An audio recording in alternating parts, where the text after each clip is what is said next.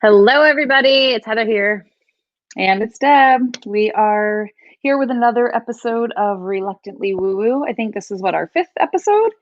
We're Episode getting up 5. there in numbers. Yeah. Yay. So in this podcast, we obviously talk about a little bit of woo woo stuff, which is we define that as the things that are unbelievable and defy your logical mind, but somehow they work, right? Because we know that there are more people like us out there who are kind of tired of those conventional routes and want to try something different, but maybe are a little bit skeptical. But we'll talk about a few different topics throughout this podcast. We're going to break stuff down for you, make it a little more accessible, and hopefully bring that reluctant factor down a little bit. So today we are talking about healing and why some people are perhaps a little bit reluctant to heal. And in fact, interestingly, as we were chatting before we started recording, talking about our own stories, I tried to be like, no, I've never been reluctant to heal. No, I was trying to, which in itself is probably a little reluctant to admit. Yeah. So, I mean, and given the fact that I'm in my mid 40s and really only now just starting to be extremely comfortable in my skin and create a life that really is serving me for my highest good and feels happiest for me. So that may perhaps indicate some reluctance along the way. But you had some thoughts, Heather, about what what kept you stuck maybe or from moving forward. Yeah. So, let me first talk about what does it mean to heal? And we're going to, in this context, talk about healing emotionally, right? And that's essentially integrating parts of ourselves and resolving past traumas so that there's no emotional charge, which we had talked about on our last episode, right? There's wisdom when we can recall a memory and not get us all worked up. Right. Yeah. So it's when we're healed, when those memories have no control or no impact over our thoughts, our feelings, and our emotions. And you can think about something in the past that happened that was not the best in the world, and you can just be neutral about it. Right. That's what healing is emotionally. So for me, oh gosh, there's so many things that prevented me from healing and becoming more emotionally whole. I'm stubborn. Anybody who knows me, I am stubborn. And so I think that was a big one because I really, I didn't think, well, this is where the reluctant part comes in, right? Is I didn't think that I didn't think that I needed to be healed. I was fine, right? It was everything else around me that needed to change. That's a big sign right there. Right.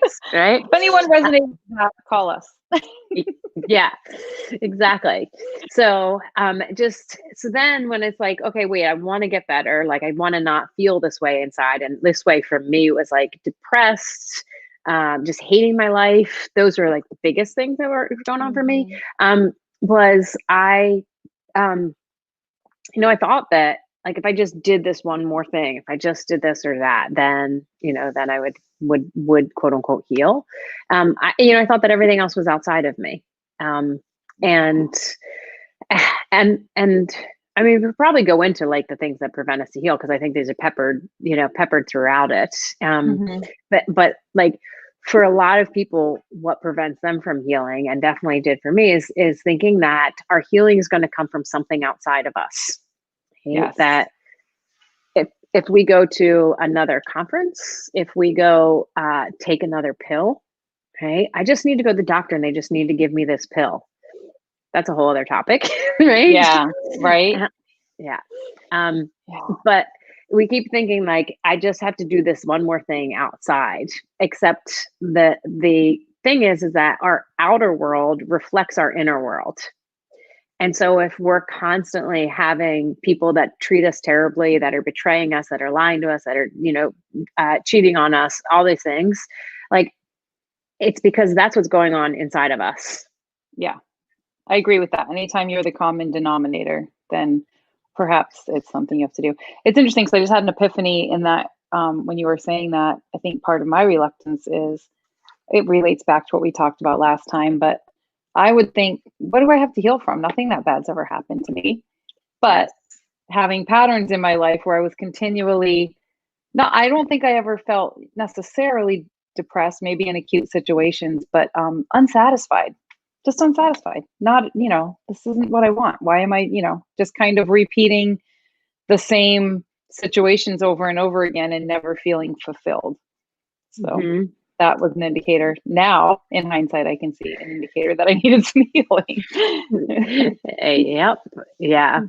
Yeah. And when we're in this place of like, we're looking outside of ourselves, like somebody else is going to have the answer to somebody, right? It's, we keep, what am I trying to say? I know what I'm trying to say in my head, just trying to get it out in the words, right? We keep putting the responsibility outside of ourselves, right? Instead of taking 100% ownership of our own stuff. And we can't, and we're going to talk about, not on this episode, on the next one, about ways to heal, but that really is one of them, is that we have to take responsibility and ownership for every single thing in our world. And so for me, like, I kept thinking like, oh, if I just go to this thing or that, and I realized, wait a minute, like, I'm doing these things to myself. Like, nobody else is doing anything to me. I'm doing it to myself. Right. I'm feeding my body like crap. I'm putting myself around people who are treating me like crap. Okay. I think that's always going to be step one, is taking ownership. Yeah. And the thing is about healing is that when we experience trauma, when we experience anything challenging, right, and those emotions aren't fully expressed, they get stored inside of the body and they create an energetic frequency. And this is where, like, for me, the reluctant part comes in, because I say this and I'm just like, I sound like a wackadoo, right? But it's true. Like, everything has an energetic vibration. And so in order for us to change, to heal, right, that frequency in our body has to grow beyond that current state. So if we're consistently in this like energetic frequency of shame, right? Well, that's the frequency that we're sending out. And if you imagine it just like a radio station, like, that's the station that you're going to pick up. So yeah. So thinking that our healing is going to come from outside of us is going to be one of the first things. I mean, there's lots of things, but that is a big one for that. Yeah. And I would say another would probably be, and again, I don't know that everybody that on that start of that journey is aware, but you will become a different person. So it's that fear. You have to leave a lot behind, and that's fearful, especially if you're looking for the outside healing, but also if you depend on others for, shelter or money, or if you're in a situation where it's not very easy to change some of those things or leave some of those things behind, that can really put you in a state of fear of what's going to happen if I do heal this wound. And, are those people still going to accept me? And, there's a lot of baggage that comes along, I think. Yeah. Because when we think about, like, who am I going to be when I'm healed, when I'm not struggling anymore, like, this is all I know. This is all the identity I have. And when we look at things from a generational standpoint, right, it's like, my family's always been broke. Like you were saying this earlier, not that you were saying your family always was, right? But when people take on these identities, right? But when people take on these identities, right, of like, my family's always been broke, my family's always been taken advantage of, my family's always been, right? Like, well, why would you want to be anything different? You don't know any other identity. Exactly. And we are so, as humans, like, we crave certainty more than anything. Right. Majority of people, right?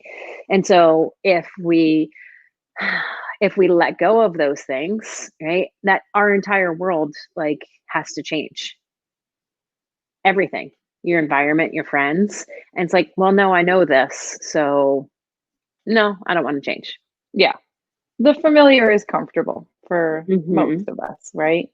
So to have to venture into that unknown it takes a leap of faith, for sure. And so, I could see how that's actually probably was one of my own personal roadblocks. And I would say for most people that I've talked with, once you kind of take a look at that, you can see that that's exactly what's happening.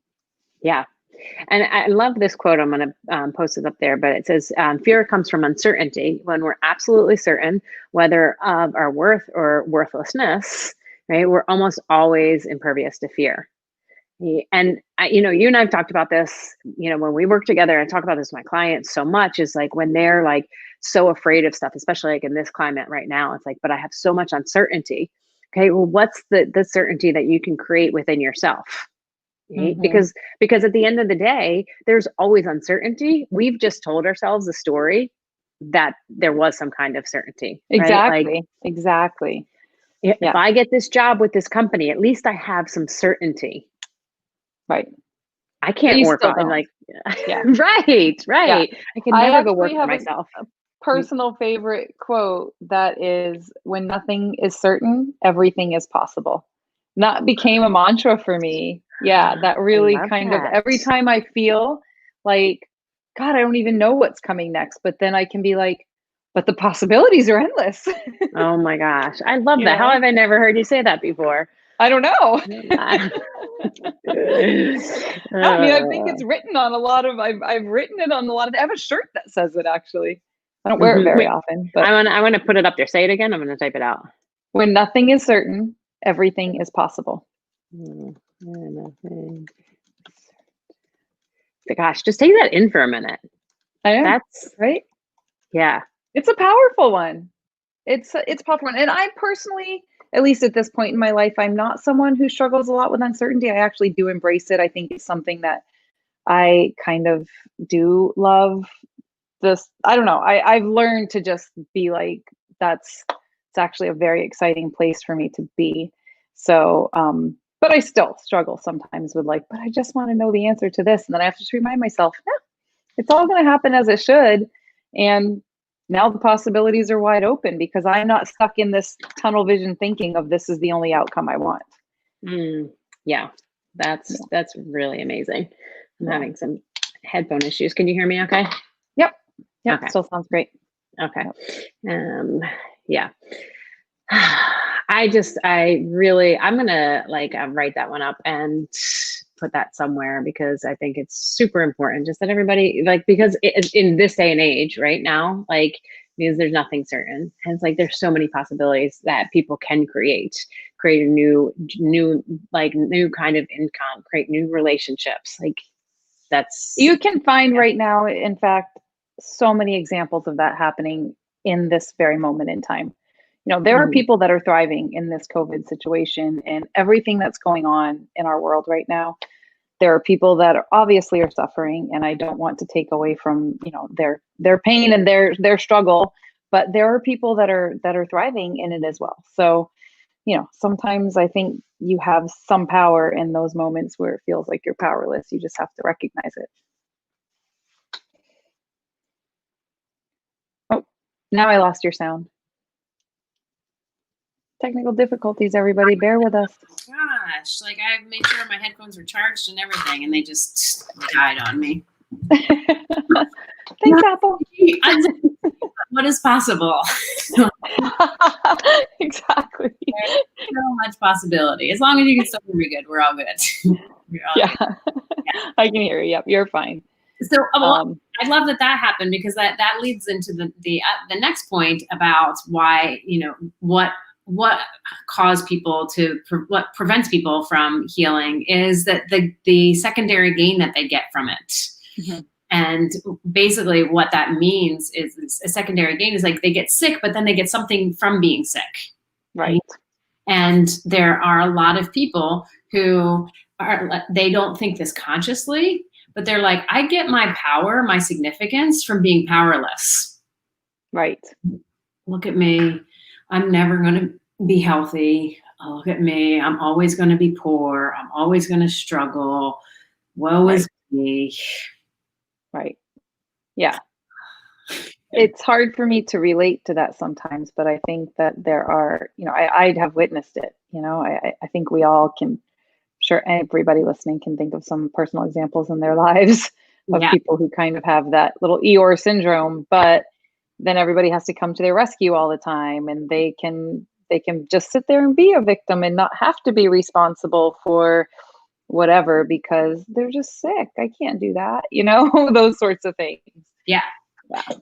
I will say for me and my journey, like, I don't want to admit it, but I think I definitely did this. Yeah. It was like, I remember being in college and my college boyfriend, at the time I was really struggling with hypoglycemia. My blood sugar would drop all the time. And, I was hangry before hangry was a thing. Right. And all the time I would be like such a raging bitch. And he would just be like, well, you choose to feel this way. And I'm like, F you. Like, why would I choose to feel this way? Right. And it was just like, this is just how I am. It was just like, here's my sign. Like, like this is everything. Like, I can't change this. Right. And I got so much significance from the fact that, I had this issue of low blood sugar. Right. But at the end of the day, I was creating that issue for myself by eating crappy all the time. Right? Mm-hmm. Sugar, like if you keep eating sugar, you're going to become pre-diabetic and then diabetic.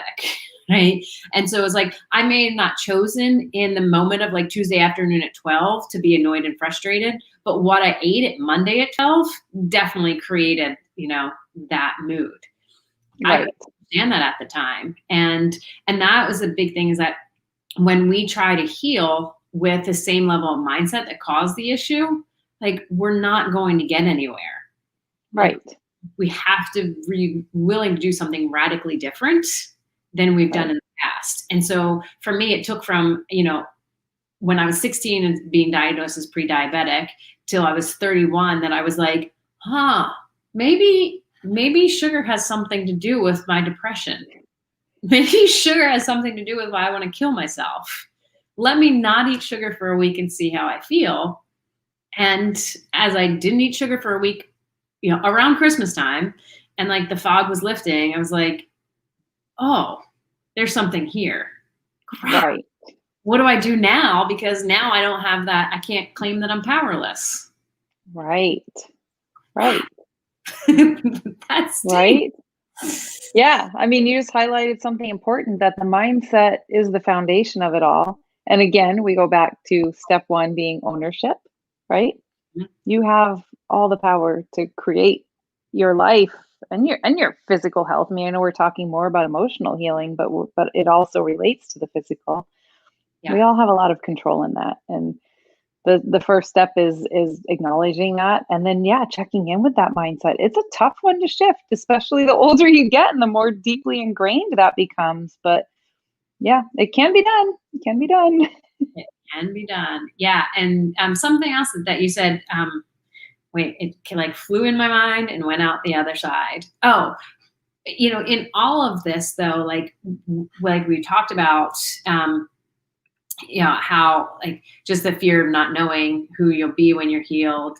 They like thinking that our healing is going to happen outside of ourselves and getting significance. Like in order, like first for us, like to make steps to getting healed, like all those things have to be in place. But like you have to be so sick and tired of being sick and tired. Mm-hmm. And, you have to be so sick of it that you're like, okay, I don't want to do this anymore. Exactly. And I think for a lot of people, they don't get sick and tired of it. They don't get sick and tired of it. And I think maybe one simple practice, if anybody listening is hearing this and feeling like, oh my gosh, maybe this is me. And I think you had me do a similar exercise when we were working together, but really sit down and write a vision of who you think you are in today's state, and then who you think you could be if you were healed, right? You have to have a vision of what that person's going to look like on the other side. And if you can start to visualize that, it's a lot easier to get to that, right? Yeah. If you're just sitting here saying, I don't want to be this person, but you don't have a clear vision of what you do want to be and what that will look like, how can you create the steps to get there? Yeah. And a way to work with that is I know when I was in that state, and I worked with a lot of people who are like, I don't know what I want. I don't know who I want to be, because they're literally not capable of actually thinking like, oh, I want to have a healthy body. Oh, I want to have an income of X amount, because they're so stuck in this way of thinking that it's literally like, I can't even see that would be possible. right? Right. It's way scary to do that. And so if that's comes up for you, which it did for me, because people are like, well, what do you want? And I'm like, I don't know. And they're like, well, do you want like, a relationship?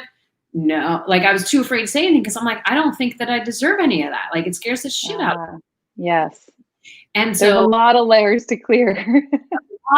right? And Yeah. so, one of the things that's helpful to do if you're a person like me that struggles with writing, like, here's what what I want, is just to write down all the things that you don't want on one side of the page, right? And then on the other side of the page, just write what's the opposite of that, right? Right. If it's like, I don't want to be sick anymore. Okay, well, what would be the opposite? And that could be whatever that looks like. So for me, it was like, I don't want to be, I don't want to be, I don't want to I don't want to kill myself anymore. Okay? So what the opposite of that is, I want to live. I want to be somebody who wants to live. I wouldn't have been able to say that just as, like, if I had just been like, oh, well, I want to live. It's like, because I was so stuck in like the swirl of everything that I didn't want. Right. Does that make sense? Yeah. Yeah. And I think that that's a common place, Yeah. And I think, I mean, there's a lot of teachings out there from different, different thoughts and whatever that would say that the more that you focus on what you don't want, you're just bringing in more of what you don't want, right? When you just sit there and dwell on, I don't want to be sick, I don't want to be sick, I don't want to be sick, rather than I am healthy, even just believing it, not the I want to be healthy, I am healthy. Like truly believe that you are and you have that capability. Right. I know Dr. Joe is someone we're both a fan of, and that, you can look up any of a lot of his stuff you can get for free on YouTube and stuff just to get the basics. But he's big on that kind of stuff. Live that future now and see yourself in it, and you've got a much better chance of finding it. Yeah. And I think where like the challenge has always been for me, and that is because I had so much gunk that needed to be cleared out. And it's like, yeah, I could sit there and say all this stuff, but my subconscious was screaming bullshit. Like, it was like, because I'm so not aligned with that identity of like who I want to be, right? I was more aligned with this identity of somebody that was struggling. And this is where the energy work piece comes in. Like, the work that we do is, somebody coming in and helping you to clear out all those trapped emotions and trauma so that you can have the space to be like, oh, I can be healthy. Like it is possible. And that's the thing that I see with everybody that I work with. Like, is they're literally, okay, yeah, I could say all these things, but everything inside of me is screaming BS. Right. So release all the stuff that's keeping you connected to that identity. Right. And that stuff can go very, very deep, and I definitely think I hear people sometimes, well, I'm too old for that. Or, you used to, like, those things that you say, it's, you're not too old to run anymore, or too old to ride a bike, or, too old to change your eating habits, or, or too old to quit smoking. I mean, if there's any of those things that you're struggling with, those are not true. Yeah. So one of the last things, and like, please know, like, if anybody listening, watching this, like, we know that there's so many things out there, that we can talk about as far as, what prevents people from healing, read different things. Like, we want to try to just kind of chunk it down into some of the main things. But if there's other things that you're like, oh, you guys didn't talk about this or this, like, write it in the comments, share with people, like, let us know, like, yeah, you need to cover this as well. But the last part of, why is it people are reluctant to heal, why people don't want to heal, which seems crazy, for a lot of people. It's like, why wouldn't you want to get better, right? But we have this innate fear of being whole and powerful because, again, going back to identity, if we are, right, then what are people going to think about us? Right. And where will be our excuses? And, I mean, if you're stuck in your excuses, once you realize you have all the power, you've lost all those excuses. Right. Yeah. So we want to just wrap up with one, and this is one of my favorite quotes. I think, Deb, I know. Oh my gosh. Yeah, I've recorded myself saying this so that I can listen to it for a couple of years now. I've listened to that on a regular basis, listen to myself saying this Yeah. quote. Yeah. Yeah. I have it tattooed on my arm. Oh, wait, this camera's all weird. Well, nobody can see the tattoo because it's a white tattoo. So, yeah, you really can't see it at You all. can't see it. Yeah. It is there. I like to get white tattoos. But it says meant to shine. And this is one of my first, this was my first tattoo that I got to remind me of this. So this, if you haven't heard this before, I Google it. It's called Our Deepest Fear. And I would encourage you to take this, and I can tell everybody that I work with is to take this and to write it out and in first person. I'm going to read it, and it's in like so second person, third person. Anyway, my English skills are not so great anymore, but put it in first person. Okay. Yeah. And as Deb said, record yourself saying it so that you can hear it over and over and over again, because our subconscious mind needs to be conditioned. Okay? Mm-hmm. We've been so conditioned to be a victim. We've been so conditioned to be sick. We've been so conditioned to be struggling, right? That we have to do the work, to be able to get to the other side. And so the quote is, our deepest fear is not that we are inadequate. Our deepest fear is that we're powerful beyond measure. It is our light, not our darkness, that most frightens us. We ask ourselves, who am I to be brilliant, gorgeous, talented, and fabulous? Actually, who are you not to be? You're a child of God. Your playing small does not serve the world. There's nothing enlightened about shrinking so that other people will not feel insecure around you. We're all meant to shine as children do. We're born to make manifest the glory of God that is within us. It's not just in some of us, it is in everyone. It is in everyone. And as we let our own light shine, we unconsciously give others permission to do the same. As we are liberated from our own fear, our presence automatically liberates others. I do love that one. I think the book that's in is The Return to Love, right? Yep. Yeah, which you can get on Audible. It's a super quick listen. And I mean, I'll say this disclaimer mostly for myself. It does reference God a lot, if that's an issue for anybody. I mean, I've always just heard that as whatever word that means to you, the universe, whatever your flying spaghetti monster, whoever you put in that role. I think it all just relates, but it's a fabulous book. Love it. Yeah. Yeah. Yeah. So we definitely love to hear from you. If you think about after watching this, what are some things that that stopped you for a long time from really healing and becoming whole? And not that any of us are in a totally whole place. I don't think that's part of like this side of this journey doesn't have a finish line. Gosh, right? Yeah. And I would say, even as much work as I have done on myself, I have low moments. I have moments where I screw up or things aren't going the right way. That's all part of the journey. It's part of the fun. Right. And it wouldn't be that exciting if all we had to do was think and then magically everything just works out for us exactly as we wanted it. There has to be some struggle or we wouldn't enjoy the good things. Yeah, exactly. But it's so much more fun though when we can have events happen in life and just, we let them roll off our backs because we don't feel like they're personal attacks, or we don't feel like somebody's doing something to us, right? And that we can think about memories in the past and be like, okay, I know that happened and it's just a thing. Yeah. That's funny because I was just saying before we got on, I got a freaking nail in my tire earlier this week, and my air conditioning went out the very next day. And I think I'd had moments in my life where that would have sent me into a tailspin to invite more crazy things to keep happening in my life. But I'm like, all right, moving on. Just see them and yep. Okay, that happened, but not attach too much to it or wonder, oh, woe is me. Why does this always happen to me? Yeah, that's what happens when you change the inner world, right? Your outer world, that things are going to happen, right? Mm-hmm.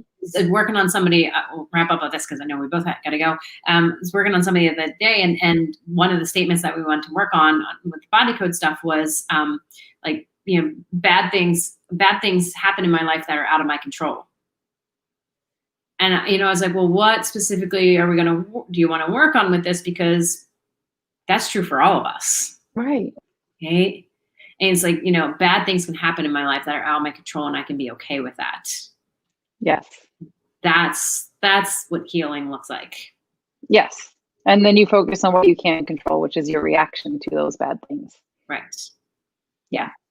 So next we'll talk about steps to healing. So stay tuned for that one. Let us know in the comments or send us a message of anything that you think, any comments, thoughts about this, and any thoughts of things that you'd like us to talk about. And we will talk to y'all later. Bye. All right. Awesome.